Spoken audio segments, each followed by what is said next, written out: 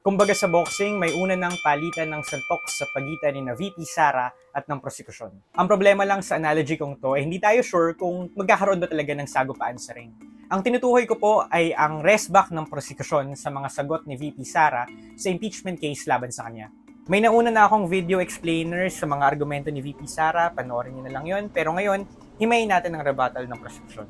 Sabi ni VP Sara, hindi siya may perasang sumagot sa kaso dahil wala raw impeachment articles sa impeachment court. Basically taking advantage of the fact na ibinalik iyon ng Senado sa Kamara. Pero sabi ng prosekusyon, malinaw ang order ng Senado. Hindi ibig sabihin na ibinalik, ibinasura na ang kaso. Also, ang pagsumite ni VP Sara ng sagot sa korte, taliwas daw sa kanyang argumento.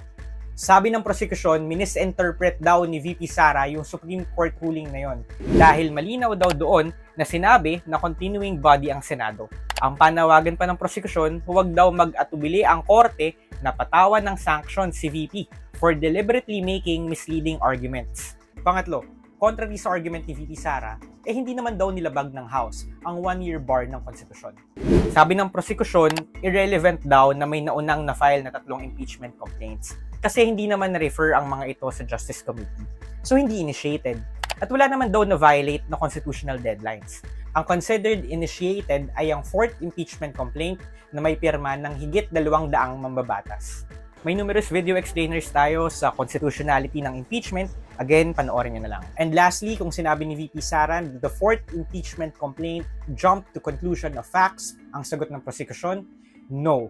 These are statements of ultimate facts. Totoo raw na nagbanta ang bise sa buhay ni Presidente Marcos, na hindi raw niya itinanggi na may bigayan ng lagay sa DepEd, na hindi naman niya talaga ipiniliwanag ng maayos kung paano niya nagastos ang confidential funds, na ang mga aligasyon ni dating Senador Trillanes patungkol sa kanyang hindi maipaliwanag na yaman ay corroborated daw ng dating Deputy Ombudsman, na ang testimonyang nagdadawit sa kanya sa EJK sa Davao ay galing sa isang witness na tinanggap ng ICC, at marami pang iba. At ang sabi ng prosekusyon, yung totality of the evidence, pwede naman daw busisiin sa mismong paglilitis. Kaya ang apela ng prosekusyon sa korte, i-reject ang hiling ni VP Sara na ibasura ang kaso laban sa kanya. Para sa iba pang diskusyon patungkol sa impeachment, mag-download lang po kayo ng Rappler Communities app at doon po tayo mag-usap.